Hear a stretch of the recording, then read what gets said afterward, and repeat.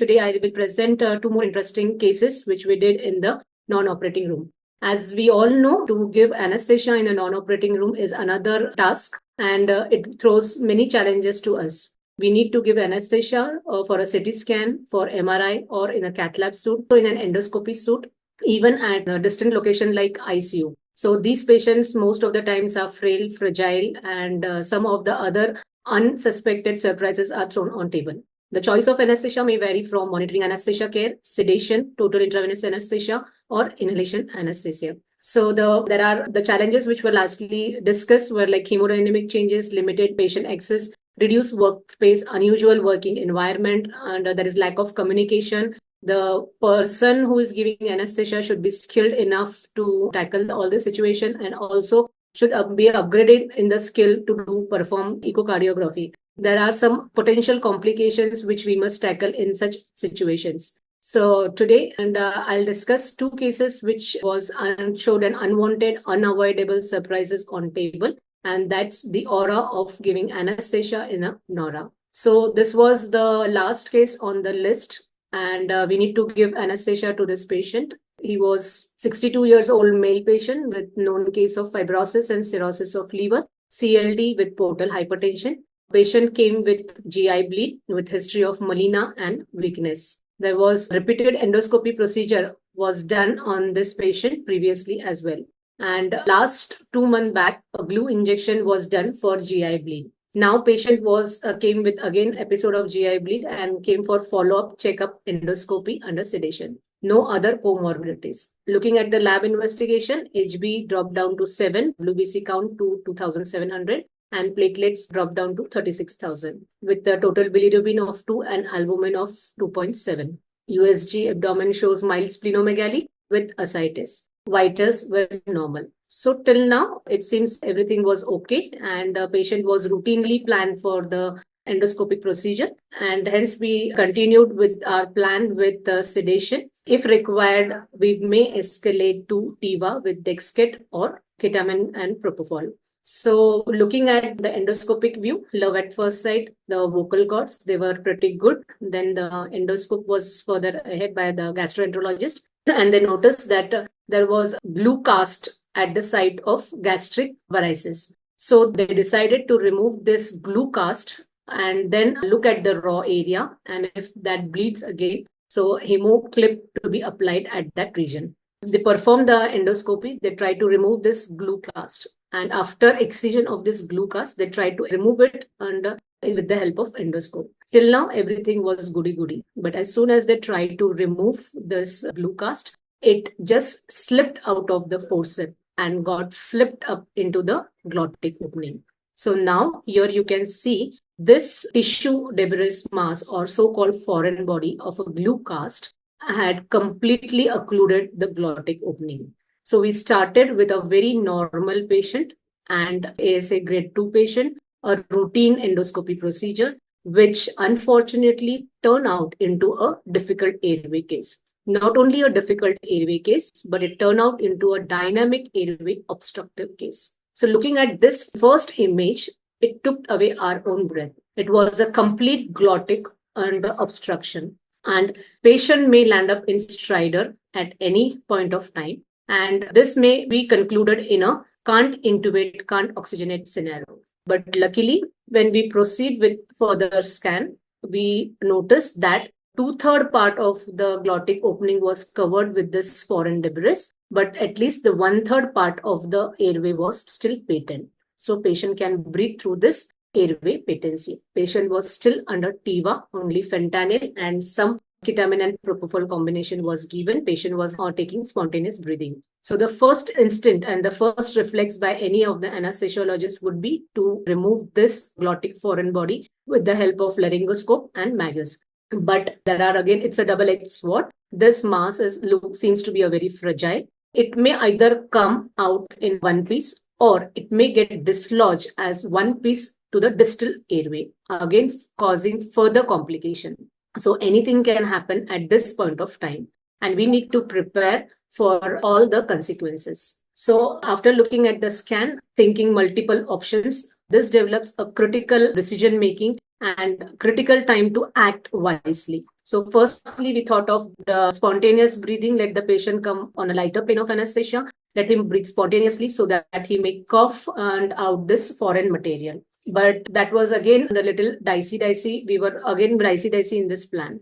But as I have told you, it may either come out as one piece or it may get dislodged. So, but available space was there. So we may plan for intubation with a small size endotracheal tube, again with the risk of dislodgement of this foreign material. Fiber optic was another plan, but again, the same risk was carried forward. Surgical airway would be a definitive if there was a complete occlusion of the suit to perform surgical airway. I really doubt on this.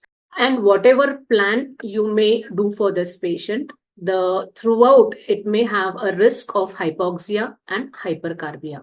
Finally, we decided to, as the patient was hemodynamically stable, that patient was maintaining a saturation. So finally, we opt for doing a gentle laryngoscopy and try to remove it with the Magill's forceps. And luckily, we got succeed in this. So there was no further trauma or any dislodgement, and we could extract the foreign material. The glue cast was removed as one piece. So finally, after doing the case, making the patient stabilize and shifting the patient, the anesthesiologist again taking a chill pill, and definitely God is great. Everything went smooth.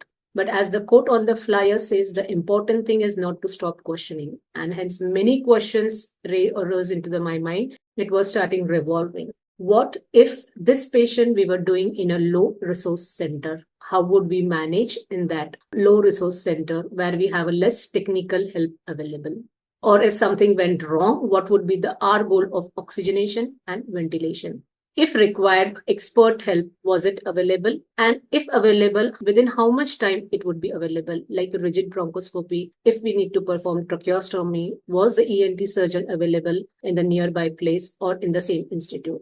So many things came in the mind. Again, airway complications. If a lot of instrumentation would happen, it may lead to the further airway complications in the form of airway obstruction or asphyxia, laryngeal or subglottic edema, laryngospasm, bronchospasm, hypoxia, or vocal cord injury. Sometimes because of instrumentation or direct trauma, it may lead to mucosal laceration or erosion of the glottic or esophagus, perforation of pharynx or esophagus, subacute or mediastinal emphysema. Even delayed complications like retropharyngeal abscess, peritoneal abscess may develop, aspiration pneumonia, or even airway stenosis. So again, I thank God that we came out of this situation in a safe zone. We always think of to-do list in difficult scenario, in the challenging situation and in the challenging case. But one must also know not to do list. So in such type of cases, one must not give positive pressure ventilation because positive IPPV will push the foreign body deeper into the distal airway. One must not attempt blind instrumentation. It will again force the object deeper. And one must not abolish the spontaneous ventilation until the airway is secured or the foreign body is removed. So in this way, we successfully did the first case. The aura still remains alive with us. The second case was 56-year-old male patient who was referred from outside with a history of chest pain, fever, breathlessness, and he had not passed motion since 3 to 5 days. Patient had difficulty to swallow liquid, and he was diagnosed from outside as aspiration pneumonia with esophageal perforation. Patient was treated outside with medication and on NIV with FiO2 of 60%. So on examination, patient had tachycardia, tachypnea, high-grade fever, and surgical crepitations over the left side of the leg. Patient's vitals were on heart rate of 110 per minute. BP was 160 by 80. SpO2 was 90 to 92% on room air. Patient had under reduced air entry at the bases and basal crepitations were present. All investigations were okay except creatinine, which showed 2.91 and potassium of 5.26. Echo suggestive of mitral annular calcification with EF of 60% and no regional wall motion abnormality. His HRCT showed bilateral pleural effusion, small loculated pleural effusion in the right upper lobe, pneumomediastinum with surgical soft tissue emphysema in the lower neck and anterior chest wall, suggestive of esophageal perforation with aspiration pneumonitis. Overall, the patient look was little toxic. This was his HRCT scan, and as you can see, the mediastinitis as well as the lung lesions. Finally, we were dealing with the case of esophageal perforation with pneumomediastinum with surgical soft tissue emphysema in the lower neck and anterior chest wall with aspiration pneumonitis. Overall, the patient was septic but did not require any inotropes or vasopressors. So our plan of anesthesia was to go ahead with taking an high-risk concern, explaining the relative about the post-op ventilator support.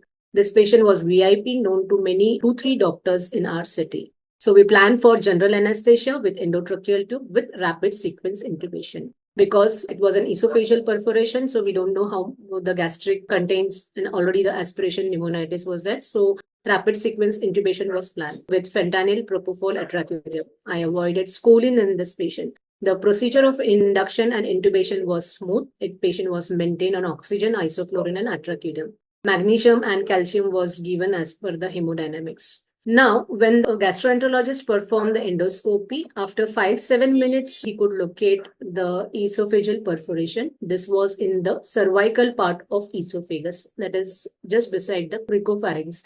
As you can notice here, there was under the rent. Initially, we could look at only one, then two, and then we found the multiple rent or puncture at the esophageal lining of the wall. So if you ask me about the cause, and before in the history taking, we asked for leading questions like whether any instrumentation was done, whether any dental procedure was done, whether any endoscopic procedure was done, but the patient denied everything. Even we asked about the food particles, if by chance any injury because of food particles. So again, they denied for the same. So we were not knowing why this much under sort of injury was there. But again, after 10-15 minutes, because of negative aspiration, as you can see, most of the pus was coming through the perforation, and then we could notice the foreign body. If you all can identify, this was a piece of a drumstick.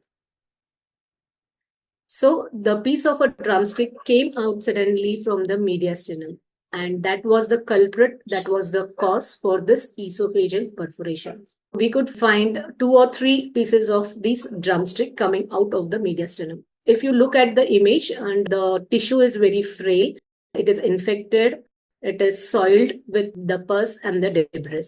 So the infective focus of the patient and can be judged from this image. The patient was stable throughout, except tachycardia and increase in surgical crepitations in the neck.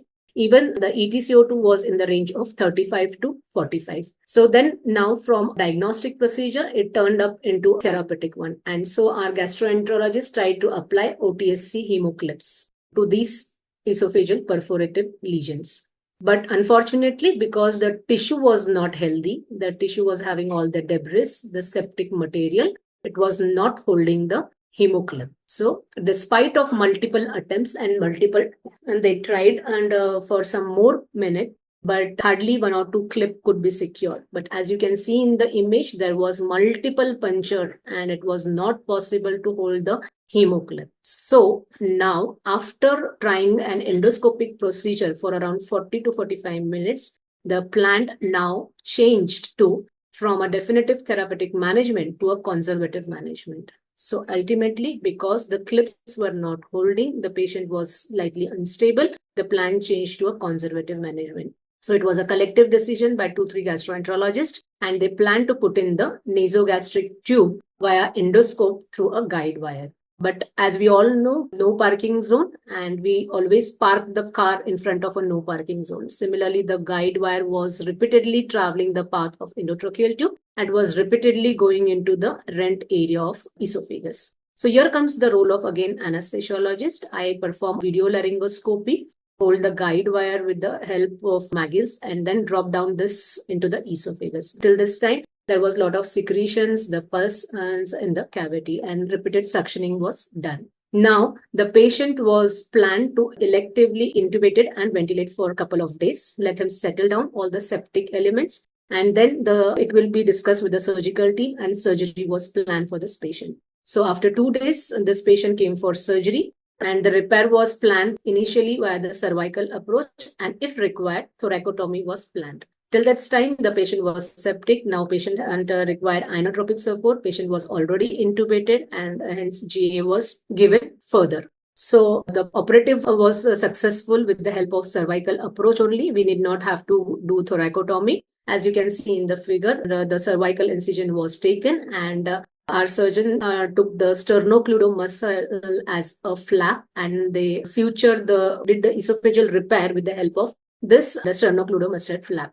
And patient was selectively intubated for another next 2 days with the antibiotic antifungal coverage and elective ventilation with all the lab parameters, and ICU team took over the charge and they managed the patient further. After 15 days, again patient landed up for check endoscopy, and again here a minimal sedation was given to do a check endoscopy. There was a small rent beside the flap, but the flap was very healthy. So the hemoclip was applied. Again, after next 15 days, the patient came for a follow-up. The lesion was healed by that time. So we need to give anesthesia to this patient for 4 times. For the first 2 times, the patient was septic and with including pneumomediastinum, pleural effusion and all sorts. In the second, for the definitive operative plan, patient required inotropic support. For the 3rd time, patient was settling down, and for the 4th time, patient had completely settled with healed lesion and patient had a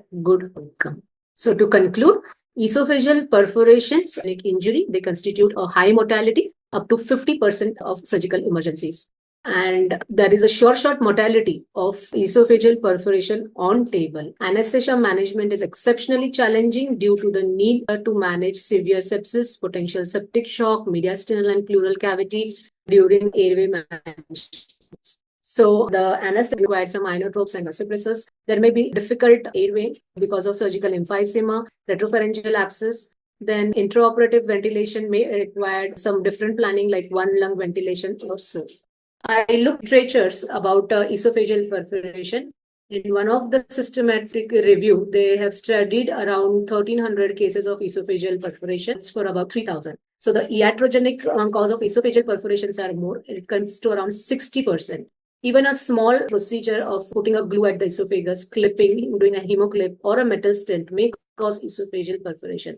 Foreign body perforation, it comes around, or food particle related perforation, it comes around 30%. And most commonly, it is because of the fish bone or the chicken and piece bone. So that might be the most common cause. But in our case, it was an exceptionally done because of the drumstick injury. Most common site is the distal esophagus, that is 67%. And the complication may be in the form of septicemia, mediastinitis, pneumonia, emphysema, esophageal fistula, or multi-organ failure. Most common symptom is always 30% of the time is dysphagia, and patient may have some chest pain. If you look for the definitive management of esophageal perforation, one must locate at what point is the esophageal perforation, either in the cervical region or in the thoracic or in the abdominal part. If the lesions are small, it can be managed with endoscopically, but if the lesions are bigger, then it has to be managed with surgically. And wherever the endoscopy is not possible to do the stenting or to do the use of metal stent or hemoclip, again, the ultimate or definitive plan is surgery. Luckily, our patient was done with the cervical approach only. We did not have to proceed for thoracotomy. If thoracotomy was again, then patient was already septic, probably more complication would have occurred. So the esophageal perforation is a life-threatening condition and it must be recognized and addressed aggressively. 30% on-table mortality has been noted in the hands of expert. The approach to such type of complex cases is always must be a collaborative approach with a multidisciplinary team. And I was lucky to do both these cases with our ozone team members, Dr. Vijay Davande sir and Dr. Madhuri Patil. We did these cases at one of the renowned institute in our center, which is well-equipped gastroenterologist center with the good team of gastroenterologists doing such complex cases. So finally, I conclude my talk. Till now, the poor chicken and the fish were having a blame, but now to the drumstick. Thank you so much.